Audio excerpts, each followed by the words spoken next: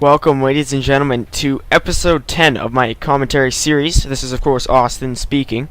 And I realized that today's episode, which is being recorded the day after episode number 9, as I need to catch up with my commentaries, is once more on Scorched Haven. It was sent in by Zapper quite a while ago. And he mentioned, he told me to specifically mention that he was playing this game as the random race, as he's quite indecisive when it comes to playing a race, so he plays random. Though he, in his own words, he has some things to work on in terms of his Zerg capabilities. Nonetheless, let us move on. We have Zapper here, who is our Protoss. So he did achieve Protoss, and he will spawn as the purple Protoss at the bottom left of Scorched Haven, and I do apologize if it is the second time in a row. It is indeed the second time in a row that I've casted on Scorched Haven, actually the second day in a row. So hopefully we'll get some map diversity. I have 6 more replays from Zion I've yet to cast, and I'm not sure if you saw earlier, he actually signed on. And Disruptor, who is Zapper's teal Terran partner, spawning at the top left. Top right is Topo, I'll just say Topo, yeah. He is the blue Terran, and his red Terran counterpart is TTvTP, so I'll just say Blackfire. And so this is going to be a 2v2 once more, and I enjoy casting multiple player replays as opposed to just 1v1s. I find it more interesting, and less people actually explore these partner and team games. And I find it's almost like it turns StarCraft essentially into a team sport. And you must strategize with your partner, and you must coordinate your offenses, and it's all about how you can manage not only your own, how you can not only hold up your own weight, but also support your partner, as we saw in the last game. Again, I might have mentioned this a few episodes back. If you did not see the last game I casted, please go watch it now so you don't ruin it. I don't ruin the ending for you, but Hesperide helped me after I'd been wiped out of the game by a Nidus Canal, actually, right here. That Nidus Worm, not Canal, I'm quoting StarCraft Brood War, that wiped out my main base and unpowered the majority of my buildings, but Hesperide graciously macroed and microed to a T, keeping me in the game and allowing us to win solely because of his large number of expansions.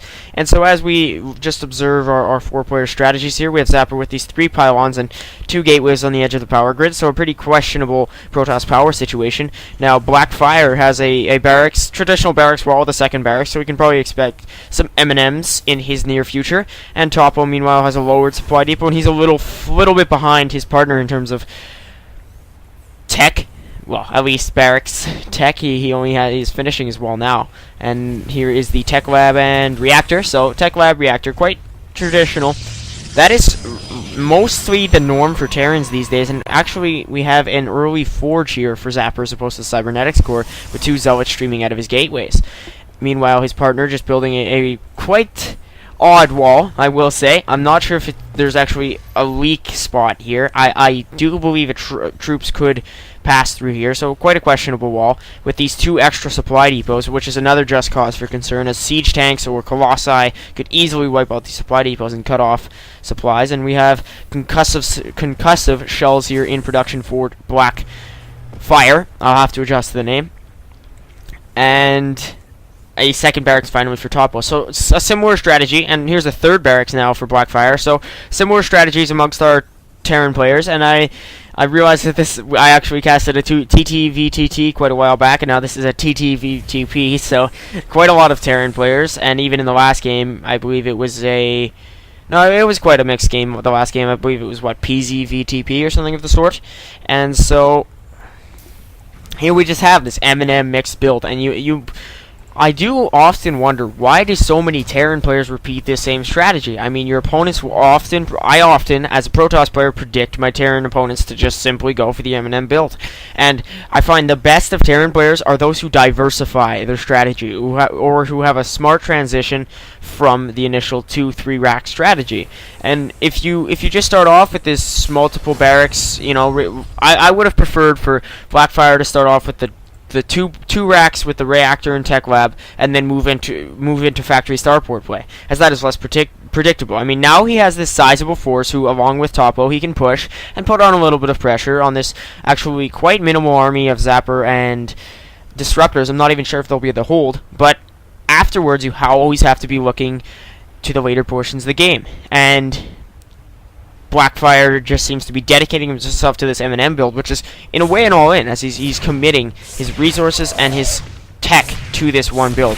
So now finally here's Blackfire pushing this photon cannon, actually warding off intruders with that one kill, but doing some damage and just pushing them backwards. Now they'll probably try Disruptor's base, his Marines engaging here, but that they are clearly no match for Blackfire and Topo's troops, mostly Blackfire though, and now this barracks will come under siege, so let us see how Zapper can react. He only has 2 Zealots left. Oh, no, they were attacking, so now 4 Zealots total, and this early pressure here from Topo and Blackfire seems to be working, as these 2 factories produced by Disruptor will soon fall to the M&M siege, and let us see if these Hellions will actually finish. We have one finished here, so let us see how Disruptor will go about microing it.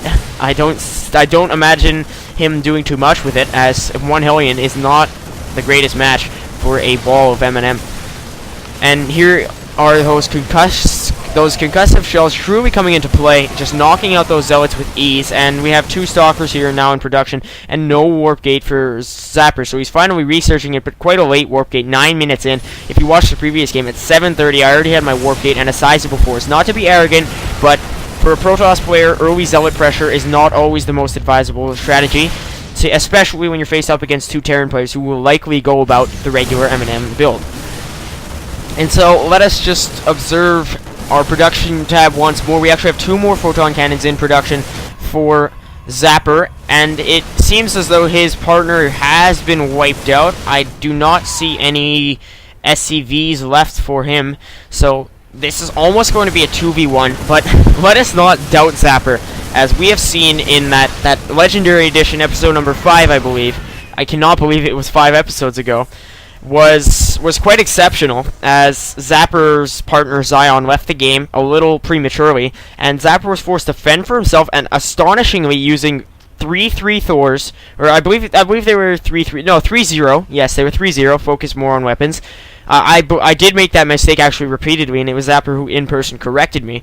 It's because since Thors have 2 weapons, they have anti-air and anti-ground, they can, that's why I read 3-3, but I was misinterpreting the armor upgrade. So nonetheless, he won with his 3-0 Thors, who, again, with the expansive economy that I mentioned Hesperide had in the past commentary I did, episode number 9.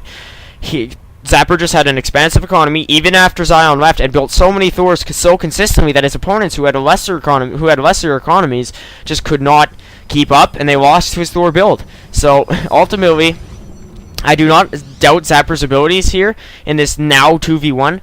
Let me check briefly. I'm not sure if the message log would reveal that. No, but I do believe it said that Disruptor no longer had any forces, so he is essentially out of this game. Now, there's the sacrificial Marine falling immediately to the might of these photon cannons, and excuse me for that, I'm not sure if you noticed, but now we have a Twilight Council for Zapper, and no upgrades in production. I'm not sure if he already has any. No, so we have just stim packs and actually Reapers, which is quite intelligent, and here is now an expansion from Zapper across the map, so quite close to TTvTP and Topo's expansions of, well, mains.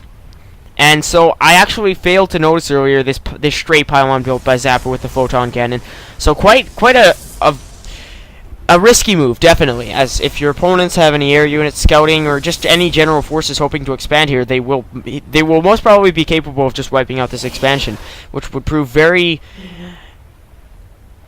inconvenient for Zapper at this point in the game in this 2v1 situation. So right now he has no upgrades in production, but 3 Stalkers and just this impressive army, which could it would be quite an even battle if they were to engage this army here, as TTvTP only has a few Marauders, yet they can be quite a difference maker with those concussive shells with which they've already been upgraded. And now we can see these 2 siege tanks here from Topo. They will provide truly essential support for the M&M, as they'll just be able to siege up here and with some vision just wipe out these photon cannons and allow Blackfire's massive forces to sweep through Zapper's base. So I'm not saying this is decisive, but I'm saying Zapper is at quite a large disadvantage right now, as I'm sure you're aware.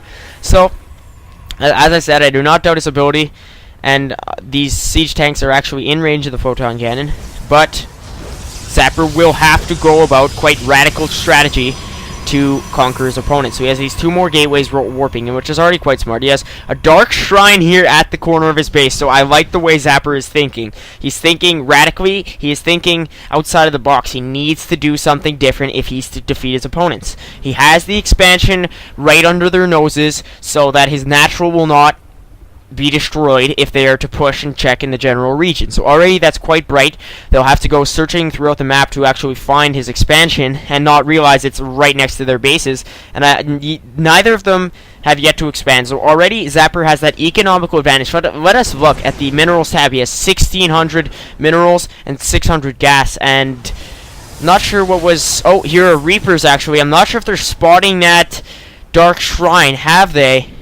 Yes, they have. I'm not sure if this team will actually notice, if the red and blue team will actually notice that Dark Templars are a prospect. And here's a Templar Archives as well, so just Templar play, essentially, which is quite rare. Usually a Protoss player will commit themselves to one of the 2 Templar paths, so I find that to be quite surprising that Zapper will actually split himself between the 2 in the last game as well. I hate to be making too many references to another episode, but truly it's not that long of a game. It's worth your time to check out.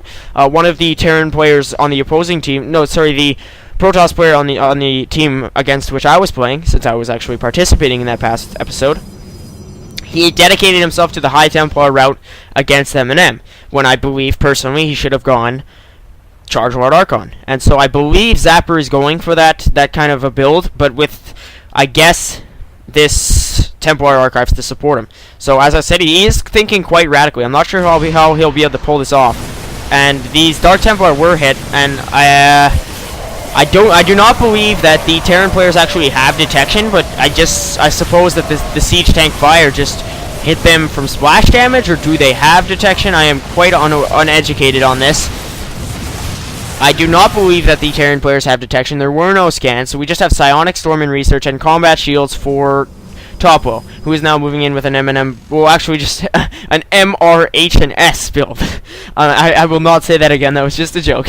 We have Marines, 1 Hellion, 1 Reaper, and 1 Siege Tank. Quite a band of misfits, now retreating back to the comfortable confines of their own base, and now we just have a huge force of Dark Templar, supported by this 1 High Templar, who has yet to receive Psionic Storm, while Zapper just boasts this constantly expanding, constantly producing probes, expansion right under his opponent's noses. But let us see how Zapper can react to this drop, which could possibly wipe out his Templar Archives. Here's just a drop of siege tanks, Marines, and Marauders. This could be actually exceptionally difficult for Zapper to overcome.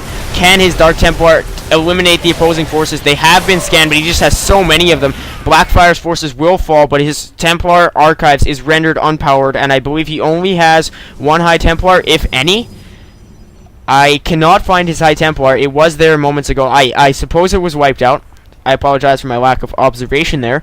But as we can see here, these 4 failed dropships retreating. So even with this scan, these Dark Templar just do so much damage. 45 damage per strike with their powerful warp blades. But Zapper got the early forge, I suppose, for these several photon cannons here and here. Yet he has yet to put it to good use. And now we have a missile turret here for Blackfire right near his barracks and supply depot, so that is quite intelligent. Though, and a sensor tower also finished from Topo, so he will know when something is on its way. I'm not sure if I suppose the sensor tower can sense when detected units are on their way. I'm not sure exactly how that works, but if anybody could refresh me, I do believe sensor towers let you know when opposing invisible units are on their way.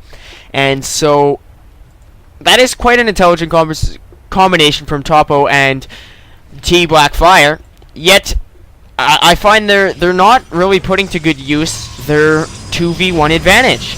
I mean, if you're up 1 player and you both have a generally sizable force, which I'm sure Blackfire does within the confines of these dropships, and Topo does indeed, you need to bottle up your opponent by allowing Zapper. Zapper was very intelligent in achieving this natural expansion right under their noses, as he built the initial pylon very early that I failed to immediately broadcast, and then ended up fending off a drop and just controlling the territory outside of his base. But if you were to truly think like a strategist, you would actually lay your siege tanks here, or whatever forces you had, or even in here, in this general natural area, which would completely eliminate your opponent's chance of expansion. And I remember playing actually a 2v2 with my brother, who was featured in one of the commentaries, though I was not playing alongside him.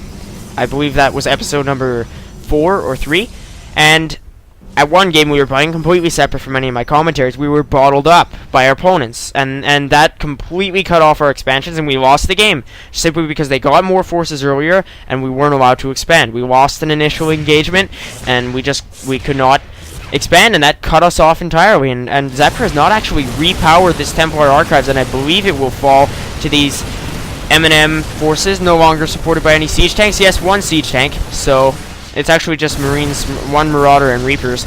But the Dark Shrine will fall, so that is quite essential for the red and blue team, as they capably wiped out his Zapper's tech and his ability to produce Dark Templar. So they still will wipe out the opposing drop forces, and these dropships will desperately run for the high ground. I'm not sure if they'll actually be able to make it there safely, as this one dropship was so close to falling. I'm not sure if Blink has been researched, by the way. No, it has not. So Blink could be a useful tool, and I liked how that dropship was destroyed. Let us see how the others fare, and all 3 of them picked off, so not the best micro from Blackfire. He could have easily maneuvered his way around these obviously located photon cannons into perhaps a more friendly territory, such as these natural locations, and he'd also be able to spot the 2 expansions, which I do not believe he has spotted. Well, maybe he spotted this one with his dropship vision, but not the other. So now Zapper actually has 3 bases.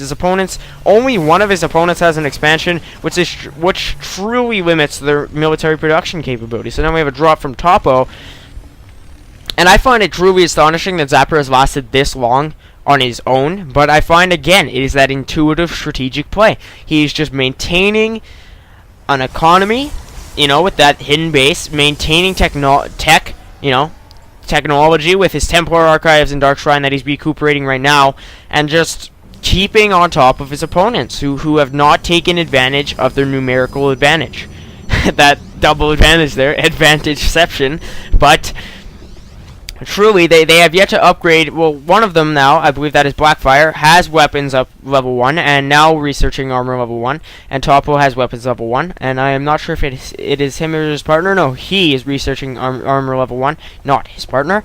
And Zapper actually has yet to upgrade, so that is his one flaw that could prove potentially fatal. He finally has ground weapons level 1, but has the economy to tee up armor level 1 and shields level 1. So just a little bit of a misstep there from Zapper, though he does have quite a sizable force of Charge Watts and Dark Templar and High Templar, which could prove quite crucial in upcoming battles. So as you can see here, I'm not sure where that drop force is, but Topo had better get to dropping quite immediately, as Zapper's expansive economy just continues to warp in units, and he has gas. Oh no, not gas. He could use some gas. He seconds ago he could. He had like 500 gas and could have used it in producing these expensive Dark Templar. They are expensive, but very well worth it if used properly. And Zapper has indeed used them properly.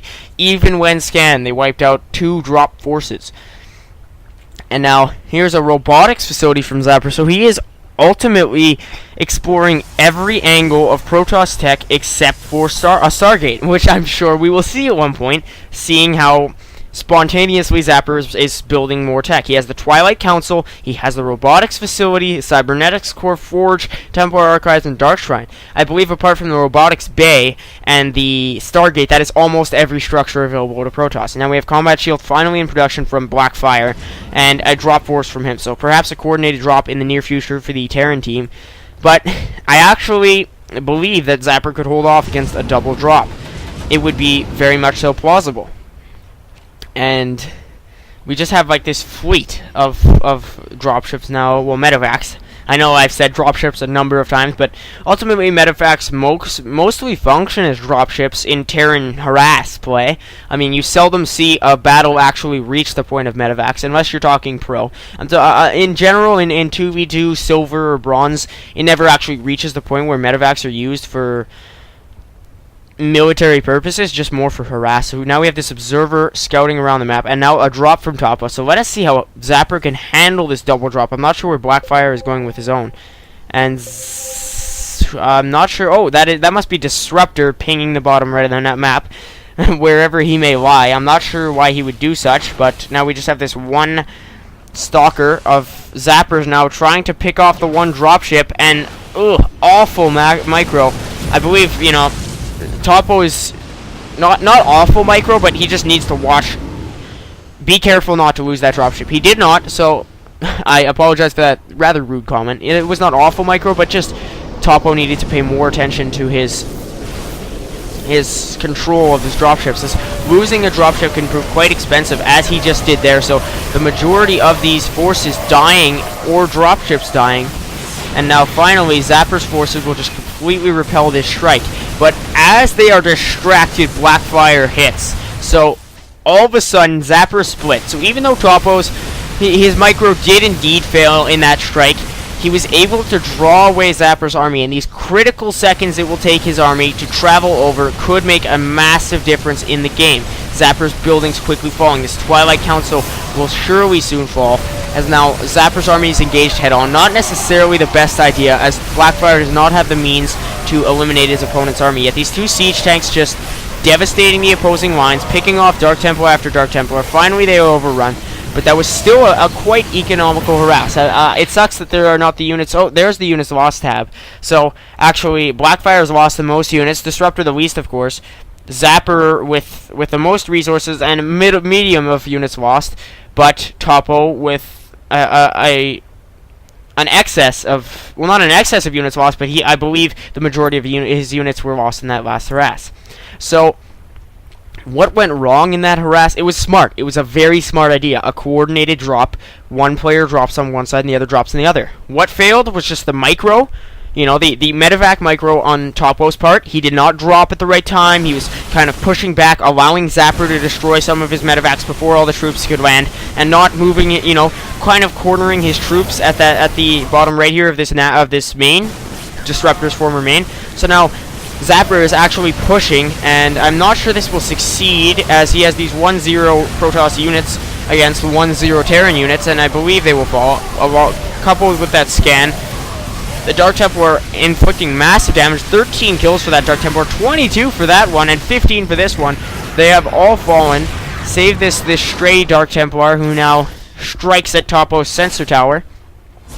And this has gone unnoticed by Blackfire, which could prove quite fatal, as now Zapper moves in on his opponent's slightly non-existent economy, and now Topo's base comes under siege, and his units are presumably finally cornered. But Zapper immediately has this multiple base economy. He has the natural, he has the second, and he has the third, and he can just recuperate quite quickly, though he did lose an excess of tech. So this is kind of a trade-off, as Zapper lost a massive army he had been culminating for the past, I'd say, 15-20 minutes easily. So he lost the bulk of his military, but now he still has this fast recovering economy, and he's pushing here with these charge rots. So let us fuck 9,000 and 3,000. So he does not even have the structures to make up for the economy he has, and he should be producing off all of these many warp gates. He actually has 7 warp gates, so quite a number of structures, and I believe that Zapper will now try a counterattack-esque push on Topo. So he's trying to eliminate one of the partners. Always a smart idea. So now Zapper's charge watch just moving in on Topo's base, and these Marines will quickly be dispatched. I mean, Marines against charge watts. Charge watts are actually extremely powerful units. When upgraded enough, they are dangerous in terms of harass and counterattack play. And so Blackfire here will try to move in and eliminate the charge watts as they just wreck Topo's supply, which is now lies at actually 10. He did not expand, so pretty much at this point, TOPO is comparable to Disruptor. He essentially provides little for his partner. His economy is quite expansive, but only mineral-wise, so we can only produce a small amount of Marines off this one reactor barracks. Meanwhile, again, Zapper pushes with a rejuvenated force of Dark Templar and Stalkers. I apologize. It looked as though these were Zealots for a brief moment, so that's why I ummed. And as you can see here, BlackFire even has just this limited amount of gas. I'm not even sure. He's not mining off either of one of his gas refineries. So now these Dark Templar will move in, and it's always a matter of how quickly you scan. So if you're thinking of getting Dark Templar and you're up against the Terran, okay, they can scan with their orbital command if they see you're killing their units, but often Dark Templar can land an excess of kills before they're actually scanned. So always never worry about taking the risk if you're a Protoss player and you feel the need to go about a radical solution. And here's actually Zapper himself online, and we are 35 minutes into this game, so it has been quite the long replay, but Zapper has just held on, and I find just simply holding on is astonishing as is. I mean, it's a 2v1, and even, you know, when you're against players of comparable skill, which TOPO and BlackFire are, Zapper has just maintained his position in this game, constantly rejuvenating his forces and pushing and pushing and pushing. As we can see here, he just has these three expansions constantly providing him with resources, and I find it's just inadequate scouting on the Terran team's part, as they just did not spot this natural. Imagine Zapper without this crucial natural, and actually BlackFire has a live feed of Zapper's natural and has not acted upon it. So he just has this one SCV sitting here. I'm not even sure if he notices, and Zapper is just mining right under his nose. And if he's able to eliminate all of these workers, that could actually cut off Zapper's economy to a limited degree, though. I mean, if earlier in the game he noticed the expansion, wiped it out, Zapper probably would have lost in terms of economy against those 3 drops, or even 4, I believe. So now he immediately has this massive force, Stalkers, Zealots, and Dark Templar, and I'm surprised he's not gone the Archon route, as usually it is Charge Rod Archon, but I am not protesting. He lost the majority of his tech. Oh, well, he had this recuperated Dark Shrine and Templar Archives, but he lost the Twilight Council, he lost a few gateways, but now automatically he has systematically recuperated. He is just almost like a computer, just always regenerating. Well, actually more a cell, which I had to study briefly before beginning this commentary. A cell must reproduce through mitosis, which rejuvenates dead cells. So dead troops are constantly being rejuvenated by Zapper's warp gates. So now these Dark Templar detected and destroying these siege tanks before they can be seriously damaged. So his Zapper's forces will quickly destroy the missile turrets owned by BlackFire, and the Dark Templar will move in on BlackFire's forces and just eradicate them. And that M&M ball just falling quite rapidly. So Zapper will most probably not prevail, but essentially his mission has been accomplished. I'm not sure why TOPO has not recuperated anything. He should lift off his base, land it here, and start mining. I mean, it is never too late to get back into the game. As you saw in the previous game, and not to be arrogant, but I fell completely out of the game. My main base was destroyed.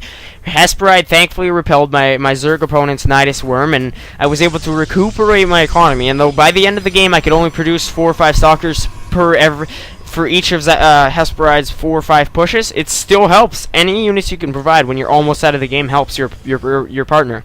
I mean, Zapper has no partner, so TOPO should just be a little more involved in the game, lifting off his base instead of just producing Marines. I mean, I do not entirely argue, but these 1-1 Marines are not that much of a threat this late in the game against Dark Templar, Stalkers, and Charge Lot 1-1 Zealots. So we have these 2 High Templar, and I have not actually seen Zapper use them too well. I mean, I'm not complaining, but I believe it would have been a better investment just dedicating his economy to Dark Templar, as he has seldom actually killed too many units with Psionic Storms. I mean, Psionic Storming is a selective art. I mean, it's quite difficult to master. You have to understand how to get your opponent's biological units assembled up in one certain place in order to land the storm properly, but I mean it is worth the risk sometimes, and I suppose when his life was on the line in this game, Zapper considered it worth it. So I'm not protesting, I'm just saying it would have potentially been better for Zapper to have dedicated himself to one pathway. So now he has this fourth expansion as 2 of his bases have fallen. Well, actually, one of them was destroyed, but it was already falling out in terms of mining capabilities, so that does not matter. And we just have this other expansion, and now finally a second for Blackfire as he pushes with M&M. So again, it would have made all the difference had the Terran players upgraded their units. I mean, they have combat shield and stimpact and such, but no serious upgrades in terms of weapon and armor, which is always crucial. So now let us see how this engagement finishes. I mean, Zapper's forces upgraded with charge, which is such a key ability for Zealots late game, and that quite nice Psionic Storm. I mean, each one High Templar got 1 kill, but it always weakens your opponent's forces, so I have to commend that effort from Zapper, as he will now most probably counterattack. His opponent's boasting meager forces with just these multiple sieged up siege tanks, and now Blackfire will have to dangerously migrate his workers across the map. Let us see if Zapper will be able to intercept them. Oh, he cannot. Had he been able to, though, that would have made a huge difference, as Blackfire would have had no mining capabilities. 42 minutes into the game, so it has been quite the while. Zapper is just has just relentlessly fought his opponents. Now Topo moving in to support his ally, and an SCV just scuffling about, handing out refreshments to his Marine allies, though he's unable to heal them. I just found that quite funny, as he was just turning around and kind of looking at each Marine, and I felt as though he was handing out, just refreshments, some chips, and some water, just for the Marines to, of course, their lives are definitely not on the line. We have Blackfire's second expansion here, so it feels quite odd to be saying second expansion when we're 43 minutes into the game. Economy is just a general macro thing. It comes with time, it comes with practice, so I believe, with reasonable time and effort, Topo and Blackfire will develop into more economical players. I mean, I'm not saying Zapper is an expansive economical player, but he has expanded quite consistently, though he's not mining too much off of his unsaturated natural, and instead has just this huge amount of workers mining 1 mineral field, which is never economical. So we all have our aspects to work on, but this has been quite a close game, and I'm still unsure as to who will win it. Will Zapper overcome the massive advantages he has faced down so far in this game, or will his opponents finally overcome him with just the sheer numbers they possess? So we will have to see in short time. So finally Topo lifting, and most probably going to land, as he just has this 1 SCV left. And so, well, he has 2, but he's using 1 at the moment, so I believe he will land here and finally start mining. As I said, it's never too late to rejoin your partner, but the earlier the better, as we just have this absolutely extreme amount of Zealots, a page and a line, so I believe that is 32 Zealots. Now supplemented by a few more warp-ins, so that is probably 35 Zealots. As Zapper is somewhat saturated his 2 expansions here, as he finally pulled some of his... No, he did not pull. His probes eventually mined out that mineral field, but have not moved, so a lot of idle workers here sitting for Zapper, and he controls this 1 Zelnaga tower, which has been rendered kind of insignificant at this point in the game, but nonetheless, it's always good to have control of Zelnaga vision. As Blackfire and Topo have actually recuperated little in comparison to Zapper. They have just a few siege tanks and more M&M forces, still at 1-1 on both sides. Well, 1-0 for Blackfire. Now just these 3 field medevacs worth of Marines for Topo, and he's finally mining once more, so he is at least somewhat back in the game. But I'm actually quite skeptical that they will be able to face down this Zealot Dark Templar Stalker composition. And that is quite odd. I mean, if you were playing... If it was a 2v2, Zapper would have been very well off. But in a 2v1, he's still capable. So we can just... you can just measure a player by their general macro skill, and by using that, you can almost tell how long they've played for. Personally, I can tell you Zapper has played on and off for about, I believe, 1.5 years or 2 years or something of the sort, around there. So now let us see how this push finishes, or let us see if it finishes at all, as Topo's Marines just quickly falling subject to the wrath of Zapper's Zealots. I like the alliteration as Zapper Zealots, and it has actually been, I believe, a half an hour of real-time non-stop speaking on the Wednesday night on which I cast this, and I am quite tired, so please, I hope you commend my efforts. My throat is aching quite considerably, and here's the GG from Topo and TBlackFire. So I'm not actually sure if that's a clan or not, TOPO and TBlackFire, or if it's just simple irony. and Disruptor leaves the game, so I suppose he was eagerly spectating as Zapper satisfyingly destroys his opponent's buildings. And I say satisfyingly as when I've won some impressive comeback games, I just for a few minutes just allowed my units to rampage, just to give me the satisfaction of the comeback. So nonetheless, I will make this brief as the replay has been definitely long enough as is.